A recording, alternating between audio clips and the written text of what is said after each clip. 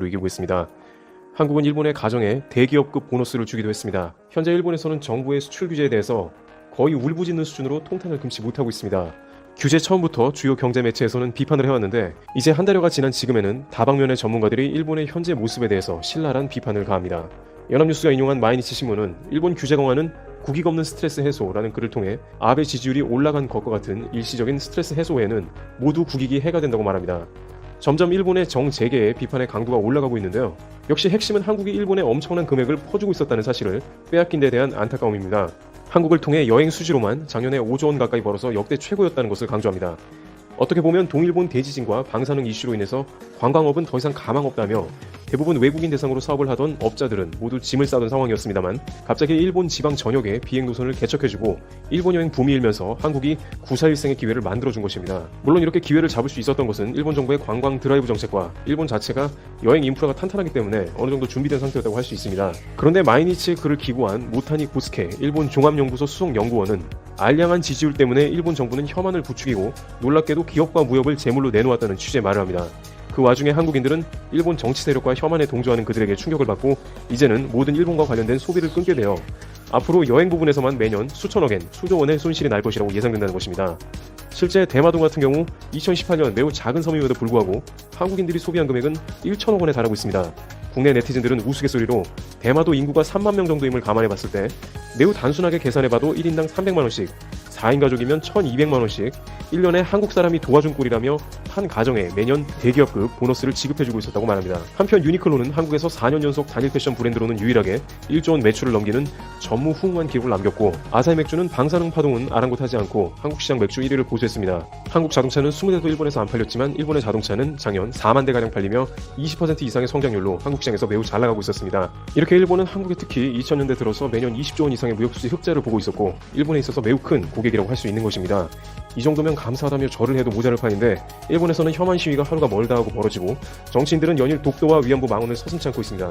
현재 일본 경제계에서는 과거의 문제를 일본이 잘못했다는 논조보다는 아무래도 황금알을 낳아주던 한국을 괜히 건드렸다는 의견이 우세합니다.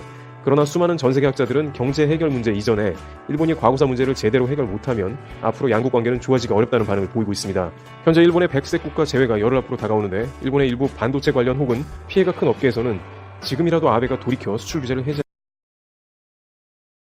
관계 악화가 일본의 관광 산업에 지대한 타격을 주고 있다는 관련 소식들을 많이 접하셨을 텐데요. 이제는 그 여파가 동일본 대지진 수준이라고 이야기하는 일본의 상황입니다. 일본의 산케이는 한국인 관광객이 많이 찾는 오사카의 구로몬 시장과 호텔의 방이라는 한국 관광객이 사라져 관광 산업의 타격이라는 헤드라인으로 기사를 보도했는데요. 한일 관계 악화로 인해 한국인 관광객들에게 인기 명소였던 지역들이 일제히 타격을 받고 있다면서 2011년 동일본 대지진 직후 수준으로 방일 한국인이 대폭적으로 격감했다고 이야기합니다. 이에 한일 관계 개선의 조짐이 보이지 않는 가운데 전문가들이 관광 산업에 큰 영향을 줄 가능성이 있음을 우려하고 있다는 것인데요. 기사는 거리를 걷는 한국인 관광객이 눈에 보이게 줄었고 전체적으로 활기가 없다는 구로몬 시장 지역 상인의 이야기를 전하면서 구로몬 시장은 평일 관광객의 약 80%가 외국인이고 이 중 20%가 한국인들이었지만 현재는 제로라면서 일본에 와준다면 환영하고 싶지만 정치적 문제이므로 어쩔 수 없다라는 상인의 이야기를 덧붙입니다. 또한 방일 관광객 숙박이 많은 오사카 도톤보리 호텔도 8월부터 한국인 관광객이 감소하여 9월부터는 예약도 거의 제로이며 한국이 아닌 다른 국가들의 관광객을 늘려 회복을 도모하고 있는 실정이라고 하는데요. 이에 한국 이외의 아시아 지역으로부터의 관광객 유치에 힘을 쏟고 있지만 관광청 담당자는 연내 방일객 수에 영향을 미칠 것은 틀림없다라며 우려하고 있다고 합니다. 오사카는 한국 분들이 가장 많이 찾는 대표적인 관광지 중 한 곳이기에 그 여파가 확실히 체감이 될 것인데요. 그런데 현재 한일 문제가 해결이 된다면 한국 관광객 수치가 정상 회복될 것이라고 생각하는 일본의 분위기가 있는데 한국 대중의 감정을 전혀 헤아리지 못하고 너무 순진한 생각을 하고 있는 것이 아닌가 하는 의견입니다. 다음 소식은 세계적인 투자기업인 소프트뱅크의 손정의 회장이 네이버 라인을 노리고 있다는 소식인데요. 일본의 문춘 온라인은 소프트뱅크 손정의 회장 겸 사장이 궁지에 몰려 있다면서 관련 소식을 전하고 있습니다.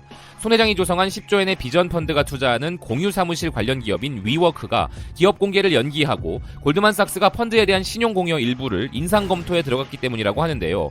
손 회장은 위워크가 56조 원의 기업 가치가 있다고 호언하며 약 13조 4천억 원을 투자했지만 창업자인 아담 뉴먼 CEO의 방만한 경영이 노출되어 상장이 연기되고 CEO가 사임으로 내몰려 상황이 불투명하게 되었다고 전하면서 이런 비전 펀드의 위기 상황을 뒤집을 비책으로 손 회장이 노리고 있는 기업이 바로 일본의 라인이라고 이야기합니다.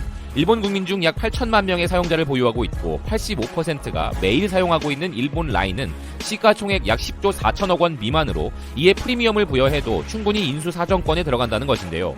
또한 한국의 네이버가 대주주로서 주식의 약 73%를 보유하고 있어 인수가 쉽다는 시장 관계자의 말을 전하고 있습니다.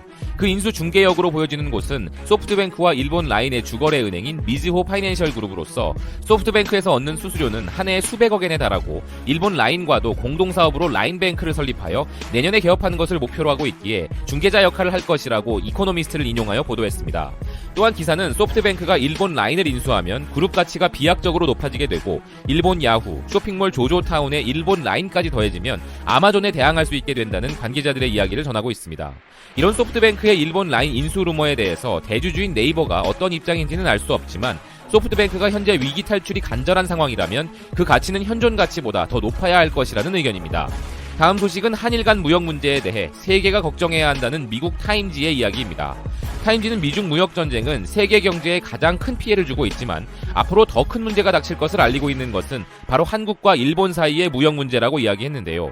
기사는 한국 대법원이 2018년 말에 강제징용 피해자들에게 일본 기업이 보상해야 한다고 판결을 하였으며 일본은 1965년 조약에 의해 해결되었다고 주장하지만 한국의 대법원은 이에 동의하지 않았고 한국 정부는 사법부의 독립적인 판결을 뒤집으라고 말할 권한이 없다고 하자 이에 일본은 이 절차로 인해 좌절하고 한국 정부에 어떤 식으로든 개입하도록 압력을 가하기로 결심하였으며 그로 인해 지난 7월 한국에 대한 몇몇 첨단 기술 수출에 대해 규제를 강화하기로 했고 8월에는 신뢰할 수 있는 무역 파트너로서의 한국의 위상을 강등하였는데 이에 한국 정부가 반격하면서 갑자기 아시아의 두 경제 대국이 무역 갈등에 휘말리게 되었다고 현재까지의 사실관계를 타임지의 시각에서 설명하고 있습니다. 그런데 최근 이 사건들이 우려가 되는 것은 이 싸움에서 무역이 연관되었다는 점과 이것이 대중의 격렬한 항의를 해소시키는데 얼마나 효과적이었는가 하는 점이라고 이야기하는데요. 한국에서는 일본 보이콧이 격발하여 한국에서 일본 맥주와 일본 자동차 판매가 급감했고 일본에서는 올여름 말 기준으로 거의 10명 중 7명의 일본인들이 한국에 대한 수출 규제를 지지했으며 한국인들도 절반 이상이 한국 정부가 일본을 상대하는 방식을 찬성했다고 덧붙이고 있습니다. 하여 이런 수치로 볼 때 문재인 대통령이나 아베는 화해를 서로에게 요구하면서도 먼저 손을 내밀 가능성은 낮아 보인다고 타임지는 해석하고 있습니다.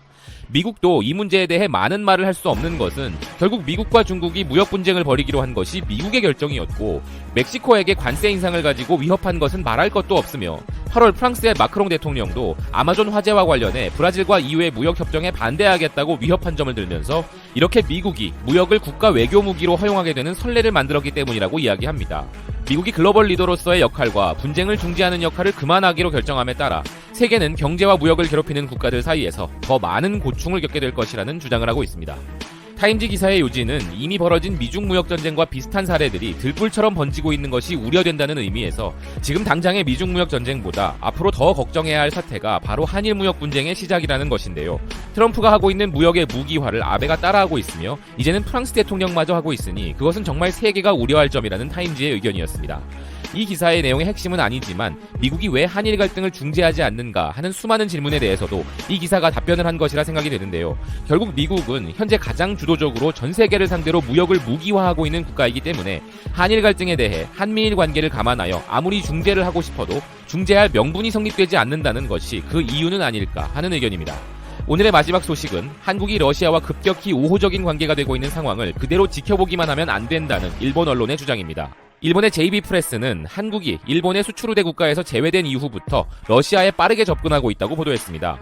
기사는 러시아 극동에서 한국의 존재감이 커지고 있다며 2018년 한국과 러시아 극동의 교역량은 약 11조 6,400억 원으로 중국 다음으로 큰 규모였다고 이야기하면서 한국은 일본과 달리 러시아의 에너지 분야에 진출하고 있지 않기 때문에 전반적인 투자액은 많지 않음에도 불구하고 왜 한국 기업은 러시아 진출에 적극적인가 하는 질문을 던지고 있습니다. 이를 한러 비즈니스 협의회의 박종호 회장의 이야기로 전하고 있는데요. 박종호 회장은 올해 6월 20일 한국과 러시아는 서비스 투자 분야의 FTA 협상을 시작하기로 했고 만약 체결된다면 의료 및 물류, 상업, 관광 등의 분야에서 한국 기업들의 러시아 투자를 가속화시킬 수 있으며 러시아 주식과 채권 시장, 부동산, M&A 투자에 있어서도 큰 플러스가 될 것이라고 말했다고 합니다. 기사는 이것이 완성되면 농업, 해산물 가공, 목재 가공, 조선과 관련된 한국의 20개에서 30개 기업들이 단번에 이 지역에서 본격적인 활동을 하게 될 것이라며 한일 관계의 첨예화는 한러 관계에도 영향을 주고 있고 일본이 한국을 수출 우대 국가에서 제외함으로써 대체 수입처로서 러시아의 중요성이 높아지고 있다는 박 회장의 말도 전하는데요. 여기에 러시아도 일본이 수출 규제를 발표한 직후 불화수소를 일본 대신 납품하겠다고 나서며 일본의 수출 규제에 대해 솔깃해하는 반응을 보인 바 있었다고 이야기합니다. 러시아 극동에 정통한 러시아 NIS 무역위원회 모스크바 사무소의 사이토 다이스케 소장은 이에 대해 원래 한국 기업은 도전 정신이 강하다며 한국은 항상 일본보다 한 발 앞서가는 자세가 있다. 일본 기업이 극동 진출을 주저하고 있던 때에도 러시아 시장의 미래를 예측하고 적극적으로 진출해왔다라는 의견을 밝혔다고 전하고 있습니다. 사이토 소장은 덧붙여 현재 한국의 진출 분야는 호텔, 농림수산, 통신 등으로 다방면이고 한국 기업은 포기하는 것이 빠른 면도 있지만 성공 여부가 불확실해도 가능성이 있으면 우선 진출해보겠다는 적극적인 자세가 있으며 그 점이 신중한 일본 기업들과의 가장 큰 차이점이다 라고 이야기합니다. 기사는 뭐니뭐니 해도 러시아 극동 지역에 한국 관광객이 급증한 것이 가장 큰 눈보라라고 이야기하며 22만 6,849명의 한국 관광객에 비해 일본은 2만 995명에 불과하며 일본과 한국의 인구 1인당 수치로 이것을 비교해보면 한국 관광객이 26배나 많은 것이라고 주장합니다. 아베가 기회가 있을 때마다 푸틴 대통령을 그의 퍼스트네임인 블라디미르라고 부르며 러시아와의 우호적인 분위기를 강조하고 있지만 극동에서의 관광객과 기업들의 왕래 수준을 보면 아베가 연출하고 있는 친근감 있는 실태와는 괴리가 크며 이런 표면적인 우호 관계에 만족하는 동안 러시아인의 마음은 한국이 가져가 버릴지도 모른다면서 기사는 마무리되고 있습니다. 악화된 한일 관계에 있어서 일본의 도발에 대한 일부 대안이 되는 국가 중 하나가 러시아인데요. 러시아의 입장에서도 일본보다 한국이 우선시되고 있다는 점이 그리 나쁜 상황은 아니라는 의견입니다.